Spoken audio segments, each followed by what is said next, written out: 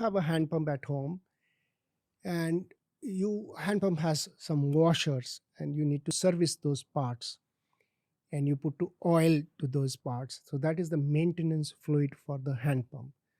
So you do it every Sunday. I was made to do that by my mother. So I used to do oil my valves of the hand pump every Sunday. And then you stop doing it.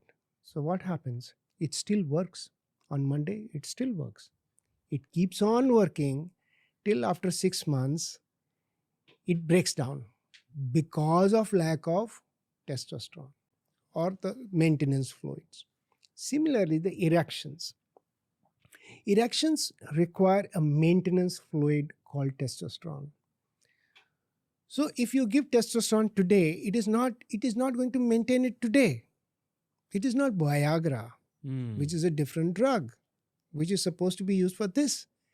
So you give a shot of testosterone, it does nothing to the erection. So for erection, that means if the erection is because of lack of testosterone, it will take that much time to recover if you give testosterone.